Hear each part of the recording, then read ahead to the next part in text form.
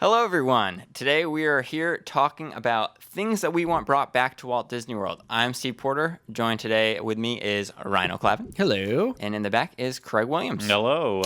And so, just different ride shows, any just nostalgia things. Attractions. Just stuff that once was but is no more. Yeah, things we miss. Okay. Shed a tear over. I always shed tears at Disney World. I don't know why I would say that, but interesting. Well, happy tears, sad tears. Yeah, exactly. Well, anyway, what's yours? This what do you is have? very weird, but okay. So I will start. My number one thing that I want brought back to Walt Disney World is Maelstrom. I don't know what that is. What? What is it? The ride in Norway. Oh yeah, Frozen? I always get confused. I'm sorry. That was my favorite ride at Epcot.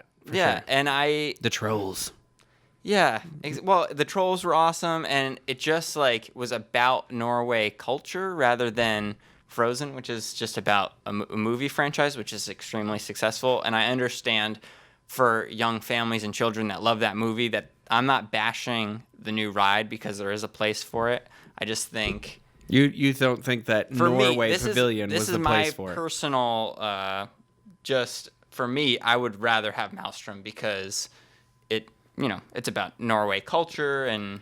Well, unfortunately, Steve, I think that's that's the way of the past when it comes to what's going to happen at Epcot. I honestly think that there's going to be more attractions themed toward movies in the land that movie's from. Yeah, I'm definitely fighting a losing battle with this. So. Yeah, I mean, as much as I loved Maelstrom, and I really do enjoy the new Frozen ride, I think the takeaway still has to be from it. It's okay, Frozen fits in well with the theme, everything there, but you need to also instill that idea of, okay, well, now that you're off the ride, you love Frozen, now you need to start experiencing and learning more about the culture. And so I like that it's in there for that because more people are definitely walking through Norway than ever were before. Yeah. Mm-hmm. So for that reason, it's a success. But Maelstrom obviously struck bigger chords. I mean, it was a quote-worthy attraation. It was something everyone had exciting. A fond memory of. Yeah. So I also kind of just to go off that point, I do think that they could have took the Frozen ride and made it. Obviously it's Arendelle, but maybe they travel from Arendelle and explore Norway culture using You're the wishing characters. they had integrated that into the story of the attraction, maybe? It was the characters of Frozen learning about where they were from? Yeah, in some weird way, they should have I'm all about keeping Epcot educational, so. Oh, well. I don't know. Maybe that's a nerd. Oh, no, well, the rumor is there's going to Mary Poppins in England and whatever. And, all that I'm sure stuff. I'm fighting we'll see what happens. I'm fighting a losing battle, but I'll hold strong. Well, mine for me, that I kind of want brought back. The first one was Alien Encounter. So for those of you who do not remember, this was the kind of George Lucas helped design this ride for. It was in the Magic Kingdom in Tomorrowland, where Stitch's Great Escape is currently operating seasonally. And I remember when this first opened, I was too afraid to go on it. I was like, nope. I was afraid of everything, though, when I was a kid. And my brother did it, and he got scared. And so my brother was a scaredy cat, too, but he tried to play brave. So anytime he said it was scary, I was like, oh, no, Mike thinks it's scary. But it's an attraction that was just way before its time. Right, I agree. And had it come out 10 years down the road, and especially now when, Disney is starting to look more deeply at getting bigger thrills in their parks in any way. I think Alien Encounter could have had success if it just came later on in the world. Well, I didn't get to do it until 2003 when I came for my grad night. And that the experience was, so you're riding it all with 17 and 18-year-olds, so it's not the same experience you'd have on a normal day in the park, because then you're filled with a bunch of people that are like, it's funny if we just scream obscenities or scream as loud as we can. Yeah. You know what I mean? So you're like, when I was having the experience, it wasn't like the full-fledged experience it should have been, but I was blown away by the way it was for me how Disney does stuff at its best. They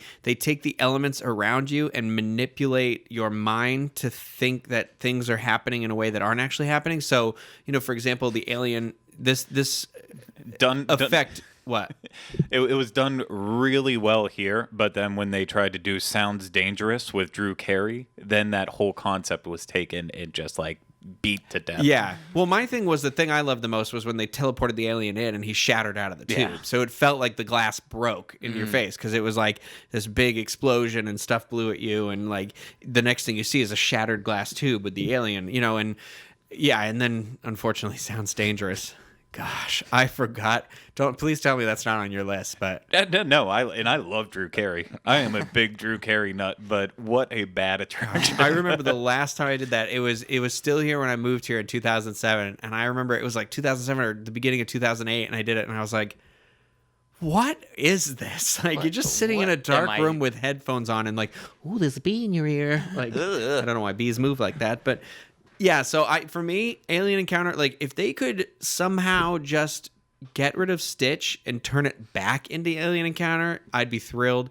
But the argument's always been it didn't belong in Magic Kingdom, so that's why it never really fit there. Okay, so the argument that it didn't belong is because it was too scary, right? Yeah. Okay, but my fiance worked on Stitch's Great Escape, and there were still plenty of families and young children that even Stitch was way too scary for. So maybe it's just fine that attraction was just, not meant for children, and like not everything maybe in the Magic Kingdom has to be. Unfortunately, I think that showed up, like Craig said, at a time where everything was trying to be like super. I think that was during the era of like Cinderella 2, Cinderella 3, Fox and the Hound 2, all the, you know what I mean? The plethora of those clamshell VHS sequels that just kept getting pumped out. So it was all about the super young kids and the super family friendly. Whereas now it's like what you said. It feels like they're starting to be like, well, we've focused on little kids for so long, we're now alienating the people that have grown up. Well, and now also I think with Universal being way more competitive, I mean, you guys can probably speak to this more, but with Universal being way more competitive,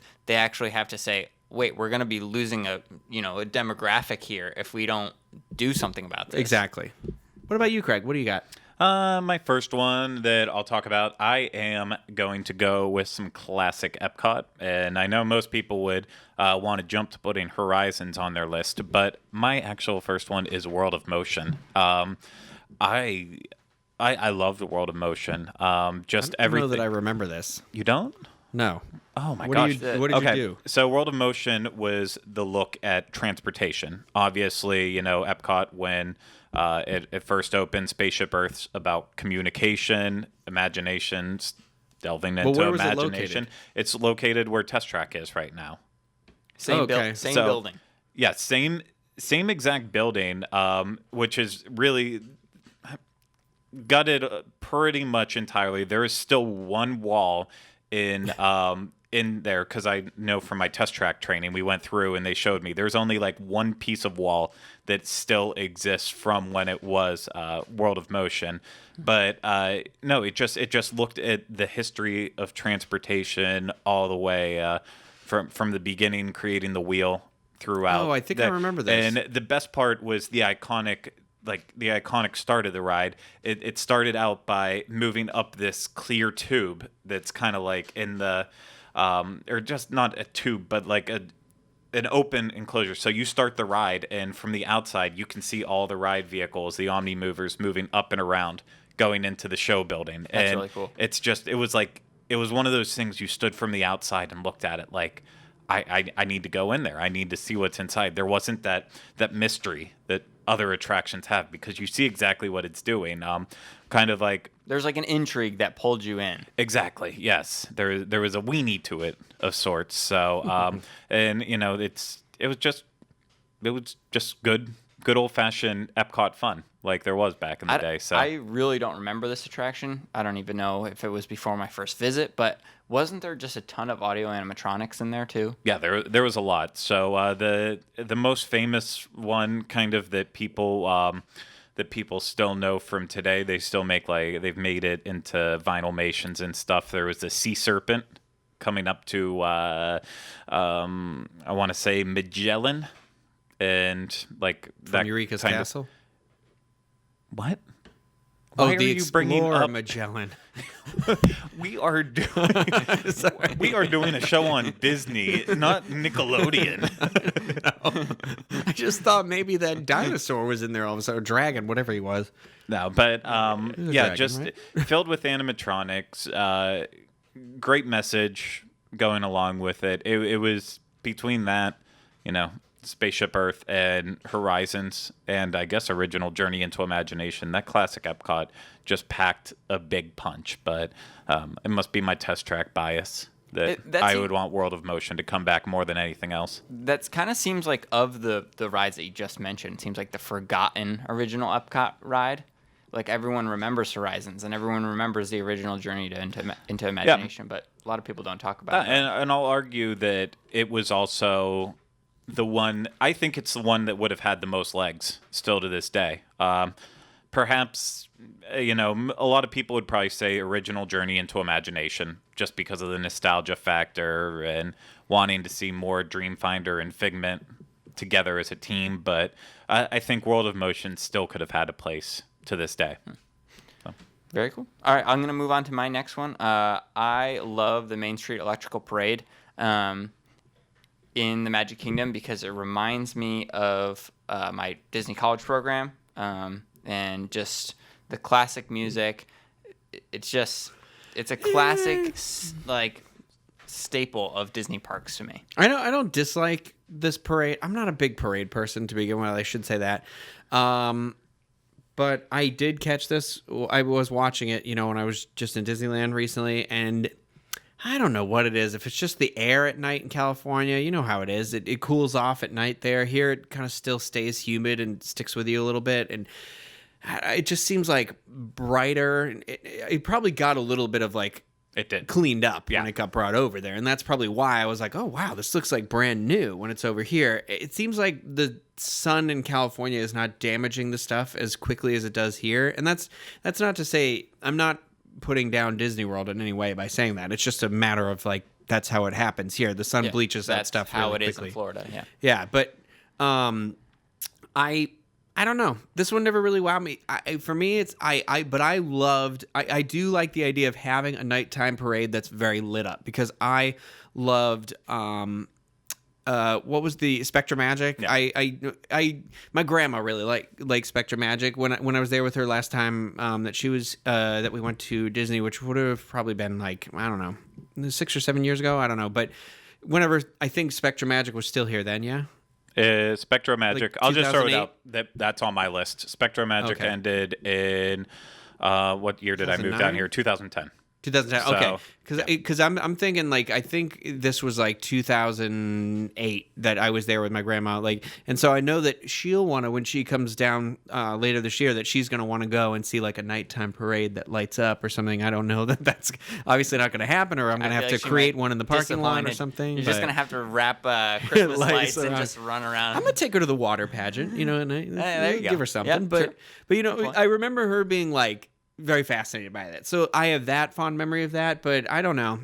For me, it's all about that. I love the dancey nightlife, so I really like that's the one that what am I thinking of that we saw in California? Are you talking about Paint the Night? Yeah, Paint the Night. Yeah. I love Paint the Night. Well, that's so I love Main Street Electrical Parade, so I totally get why it's on your list. I thought Main Street Electrical Parade, when it came back, that was such an exciting moment to finally have that parade back after being gone for a great amount of years.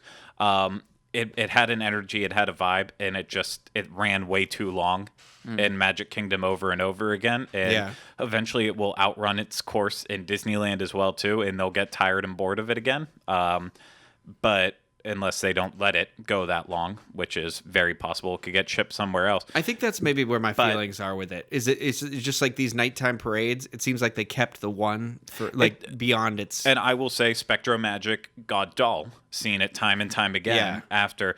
And now that it's been gone for as long as it has, I really miss it. I think it's one of those things you just appreciate it more after it's gone and it's no longer available. And, they've said that the floats, it's not like there's just being stored somewhere. Spectro Magic is 100% gone. Yeah.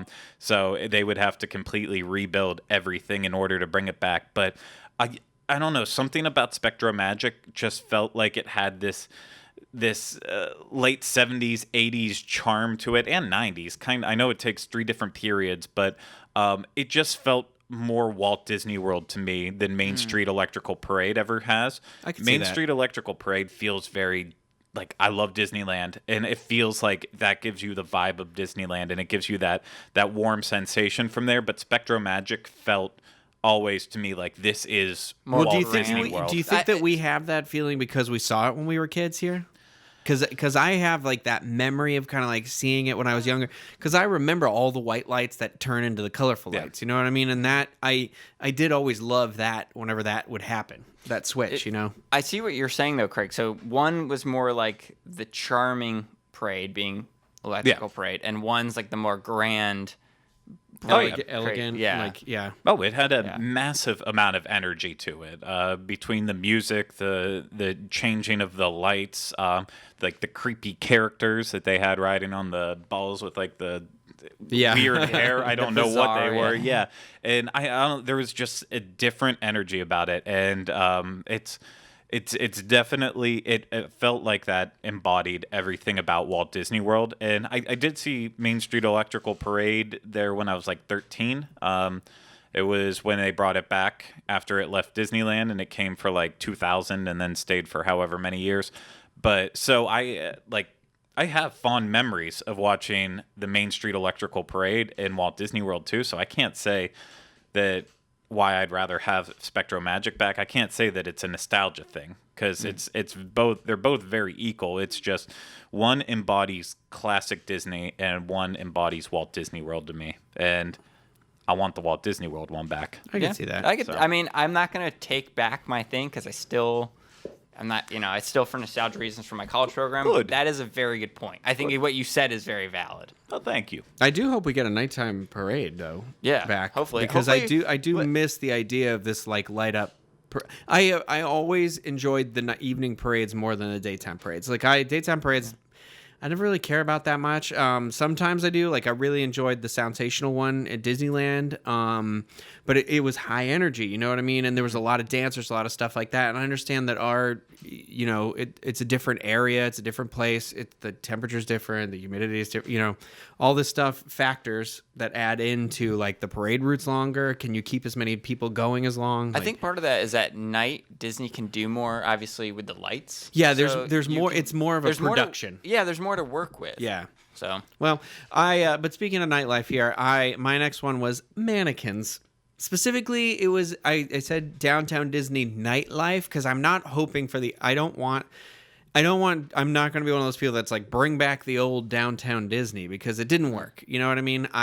But I miss the idea of like just one club like that seemed clean, decent, well run, and like was like cool. And for me that was mannequins. When I moved here and I worked for Disney, they had the like service industry night, which was Thursday nights, and we all got to go for free because we worked there obviously. And then they had like a drink special, so it was like $2 drafts of like Bud Light or whatever cast members can afford. It was like two. I remember with my $5 bill you can get two and then give them a tip still. And it was a really cool. It felt safe, because you're on Disney property. Like I said, it was clean. The floor used to rotate. They would spray down what's the stuff? The Fog? Liquid nitrogen stuff at you. And there would be sometimes like disco ball dancers that would come out. They'd be all dressed in like the essentially like Lady Gaga outfits before Lady Gaga was a thing. And there was all this wall of mirrors, and behind the mirrors there were lights in there. So it would flash out and do all these crazy cool effects. And then it was multi-level. So if you wanted to go upstairs, just kind of watch people enjoying themselves on the dance floor, or the ones that couldn't quite make it into the dance floor because it was rotating. It didn't ever feel sleazy. It never felt dirty. It just, I miss that aspect of a nightlife at Disney. I feel like it's gone away from that. Like, yeah, I know we still have Atlantic Dance Hall. Yay. But I want something that like is like it was Imagineering. You know what I mean? I just want to point out that they did not actually pour liquid nitrogen on people. No, that's not what I meant though. Like they do like the a fog cloud effect. Yeah, but what's the fog? It was cold air, and it came out like They were spraying the Terminator. I know it's not liquid nitrogen, but it was like liquid nitrogen's what killed Boris in GoldenEye. I'm invincible. What a reference. Hey, it's GoldenEye. If you're making Eureka's Castle references, I can make a GoldenEye reference. Thank you. Give me the codes, Natasha. It was a big room, and I don't know. It was a staple for me of like that time, but I wish there was just like one place like that Disney could invest in. Like maybe if they did an overhaul of Atlantic Dance Hall and made it like the fact that this building did stuff. And for me, that was the prime spot to go in Orlando. I mean, hopefully, what's it called? The Edison. It sounds like it's also going to be a restaurant too, but it does sound like there's going to be nightlife activities that go on there. Just want somewhere like we talked about alienating certain people, and I understand Disney is not the come here, get drunk, go out, whatever, but that's not what it was about for me. It wasn't about getting just wasted and going out there. It was about having a drink or two, being responsible, but also like you want to relax, you want to unwind, and you're here on vacation. Like I want to dance sometimes, and there's nowhere to dance. So that's our list for now. Thanks for watching, guys. Like, comment, subscribe. So that was our list of things that we want brought back to Walt Disney World. Thanks, guys. Let us know in the comments what you'd like to see brought back to Walt Disney World as well.